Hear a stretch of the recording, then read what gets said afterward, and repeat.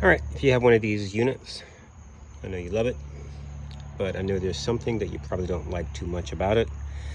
Not the longevity, not how it works, but changing the water supply on the back. If you see how tight it is when you have to change and add another water or change out, it's very difficult. I'm going to show you something you can use. I'll explain what they are. That it's pliers. If you don't, using that, it's almost impossible. Another thing you could do is just get extensions, that you add, but then they could end up kinking. But that's one option. This one I'm showing you is pretty straightforward, snaps in. But for us to do it, we have to remove and move something to add them, to get them nice and tight. So let's get started. Push, and you raise the top up. We're going to be going there, 5/16 screw, remove that one. There's a tab, you just pull it, and the whole thing comes out. And then we're going to connect them, and we're going to slide it back in. All right, so we have one on.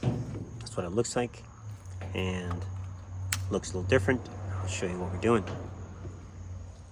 So what we're going to do, we're going to take off the rubber casing. It's impeding, and it stops it basically from going on all the way.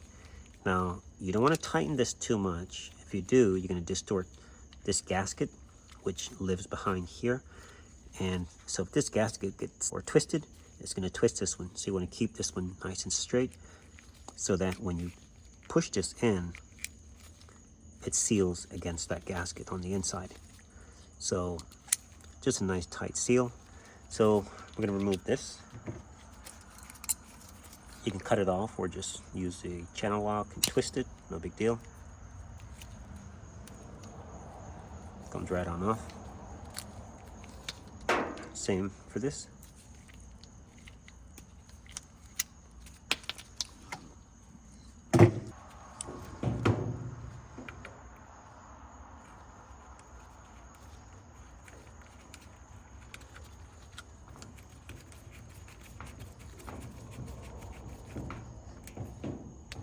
And the rubber gasket does all the work. You don't need any Teflon.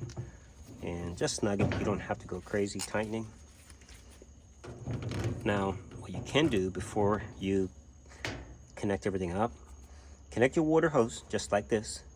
Turn the water on and just check for leaks before you actually put this back in.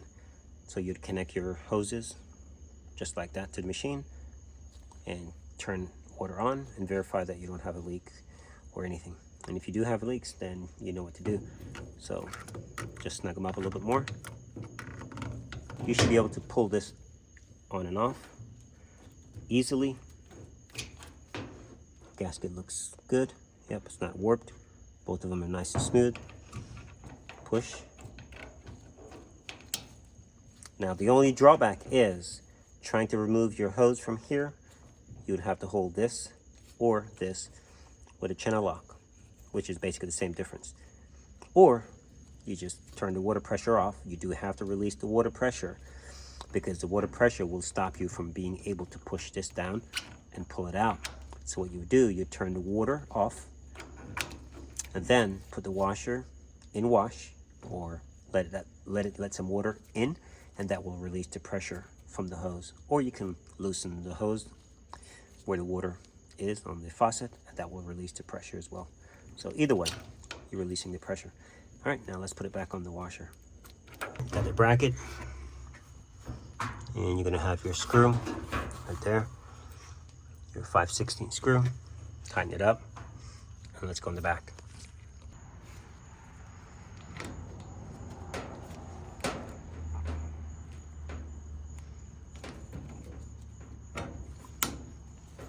All right, here you go, two nice beautiful valves sticking out the way they should.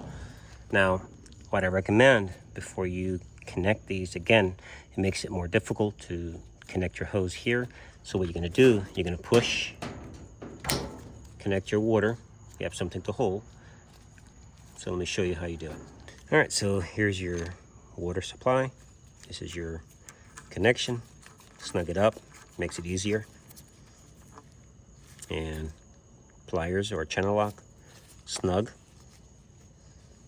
nice and tight. Now you're going to be connecting these. You push just like that. It's your quick release, and you're done just like that. So all right guys, let's see you do that. This washer will go out like this. Makes it a lot easier for the customer because it makes it very difficult. These washers were amazingly reliable, great washers, but impossible to get your water supply on. Thanks for watching.